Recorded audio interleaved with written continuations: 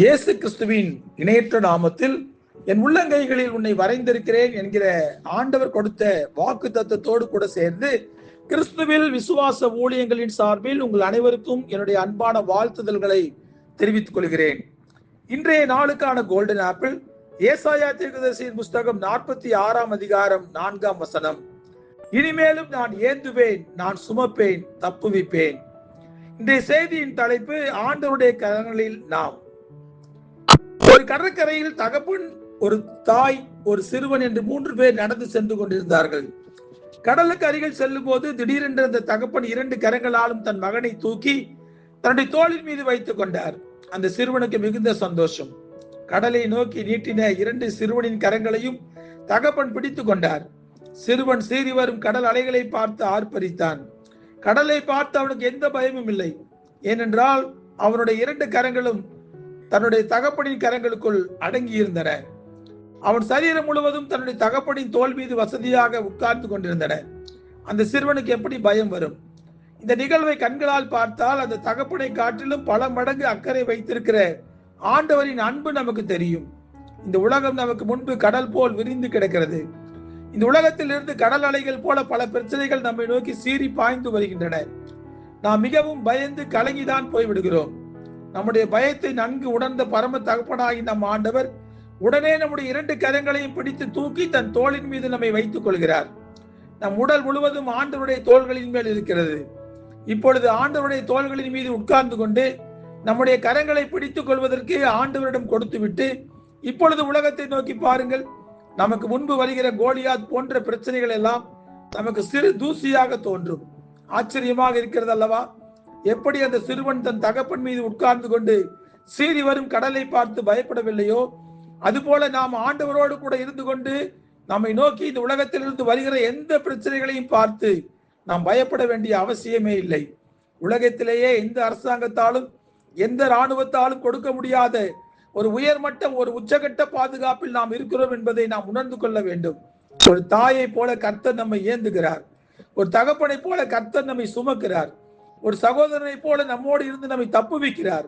ஆகவேதான் அவர் மிகுந்த அன்போடு நம்மை பார்த்து, இதுவரை உங்களை தாங்கி வந்தது போல இனிமேலும் நான் ஏந்துவேன், நான் சுமப்பேன், நான் தப்புவிப்பேன் என்று வாக்கு கொடுக்கிறார். அந்த உன்னத தேவனை தெய்வமாக கொண்டிருக்கிற நாம் எவ்வளவு கொடுத்து வைத்தவர்கள் என்று பாருங்கள். நம் ஆண்டவர் ஒவ்வொரு நிமிடமும் நம்மோடு கூட இருக்கிறார் என்பதற்கான ஒரு சம்பவத்தை ஒரு பக்தன் ஒரு புத்தகத்தில் எப்படி எழுதியிருக்கிறார் என்று கவனியுங்கள்.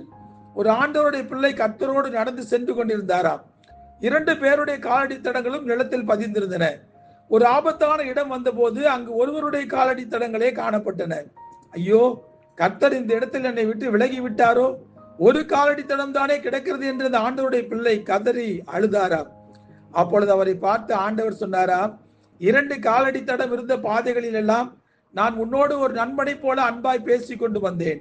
ஆபத்தான இடம் வந்த போதோ நான் உன்னை நடக்க விடவில்லை, என் தோளின் மீது தூக்கி சுமந்து கொண்டேன். கீழே இருக்கும் ஒருவருடைய காலடி தடம் என்னுடையது மட்டுமே என்று சொன்னாராம். இதை ஒரு புத்தகத்தில் நான் படித்த போது என் உடல் சிலிர்த்து போனது. இந்த உலகத்தில் பல ஆபத்தான சூழ்நிலைகளை நாம் கடந்து போகும்போது ஆண்டவர் தான் நம்மை அவருடைய தோள்களின் மீது சுமந்து கொள்கிறார்.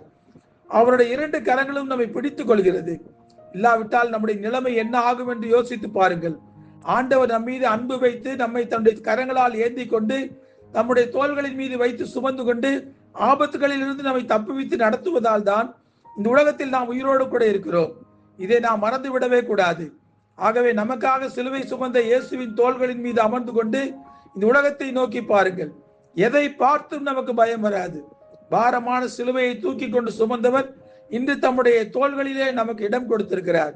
அவருடைய தோள்கள் பலமுள்ள தோள்கள், பாதுகாப்பான தோள்கள், நம் வாழ்நாளெல்லாம் நம்மை தூக்கி சுமக்கும் தோள்கள்.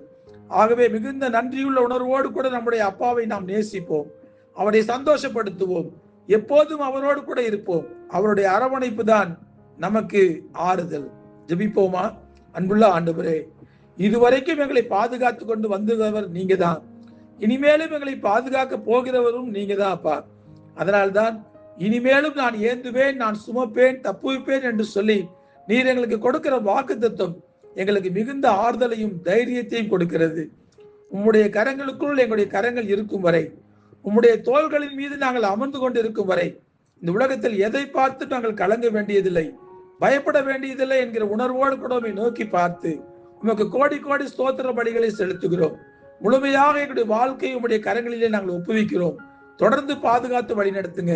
இயேசு கிறிஸ்து என்கிற வல்லமையுள்ள நாமத்திலே ஜெபிக்கிறோம் நல்ல பிதாவே. ஆமேன், ஆமேன்.